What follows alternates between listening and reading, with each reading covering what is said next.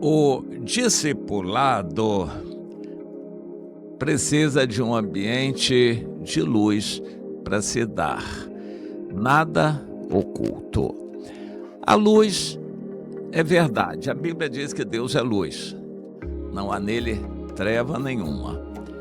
Deus vê todas as coisas e Ele ilumina tudo, e isto é a verdade, aquilo que é. Deus quer que nós aprendamos a nos relacionar com Ele assim, com o coração totalmente aberto. A vida precisa ser derramada. Esse aspecto da vida cristã precisa ser aprendido no início.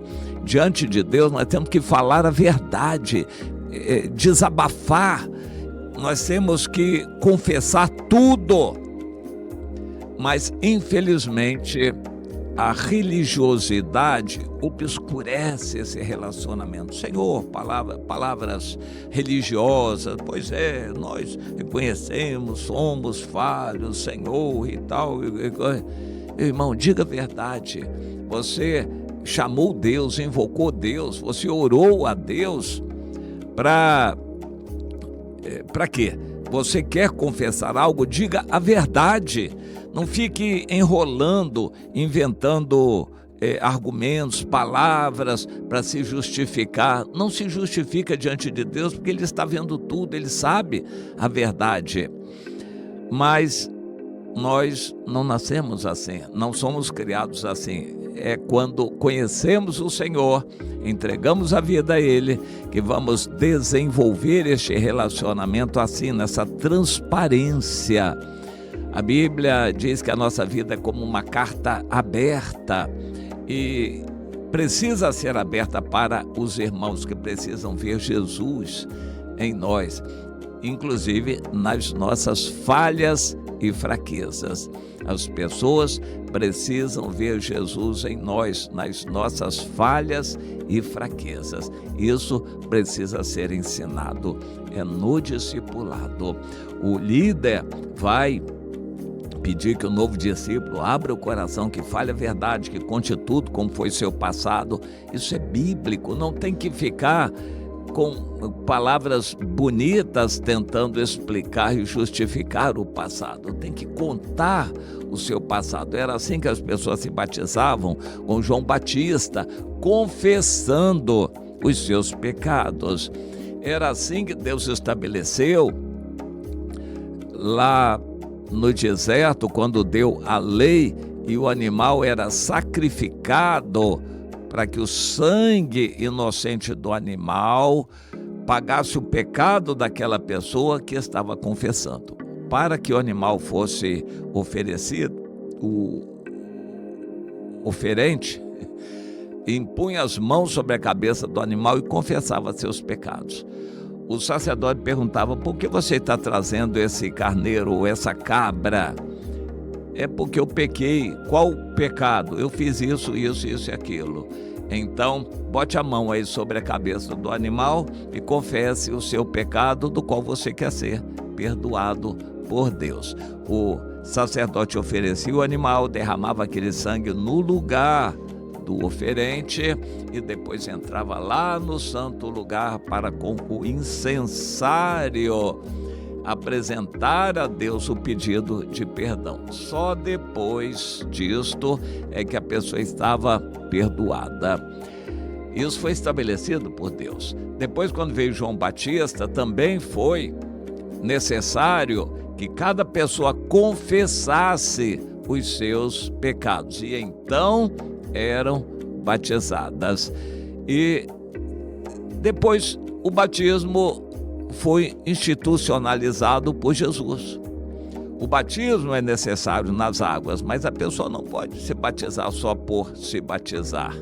O batismo não é uma graça milagrosa que a pessoa vai receber. O batismo é uma declaração pública de uma decisão íntima de que a pessoa está morrendo para aqueles pecados, para a partir dali ressuscitar para uma nova vida.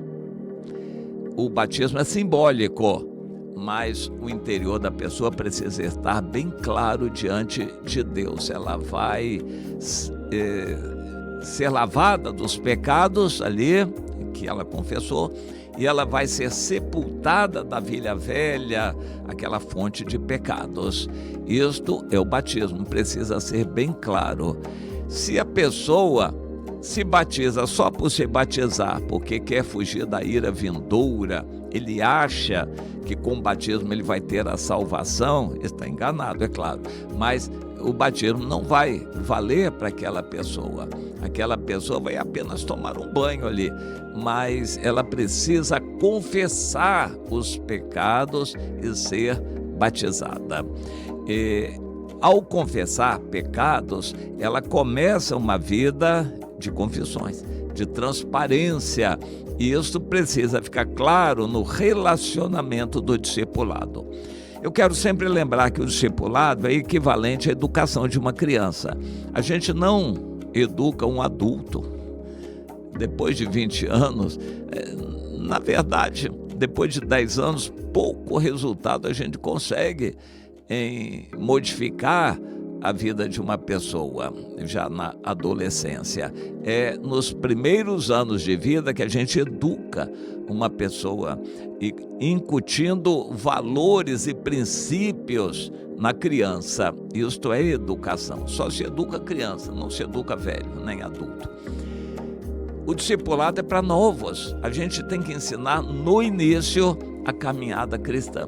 Depois que ele se torna já um crente velho, crente adulto, então nós temos que participar com ele desse processo, para ele reconhecer isso à luz da convicção do Espírito Santo, para ele mesmo querer mudar, mas ele vai ter que se confessar e mudar. Isto na caminhada cristã, depois que já passou a primeira fase do discipulado, os primeiros anos. No discipulado, nós temos os melhores resultados, porque a pessoa muda mesmo, ela está arrependida da velha vida e está disposta a uma nova vida. Mas se demorar muito tempo, perde totalmente o efeito do discipulado, e aí não é mais discipulado, aí é um aconselhamento, é uma participação junto com a pessoa. Ela precisa ser convencida e querer mudar. No início ela aceita como orientação para uma nova vida, depois só se ela quiser e se convencer, e a maioria dos crentes velhos não se convence nem quer mudar mais nada. Então, é no início que a gente tem que mostrar esse relacionamento, para que o discípulo tenha liberdade, sinta a liberdade de se abrir, contar seus pecados, contar suas razões, suas intenções. O líder vai estar ali recebendo aquilo tudo na autoridade de Deus. O discipulado tem que ser feito na autoridade de Deus. O líder está ali colocado como alguém de Deus na vida do novo, entende? E o novo então vai sentir essa liberdade de se abrir se ele vir sinceridade no seu líder.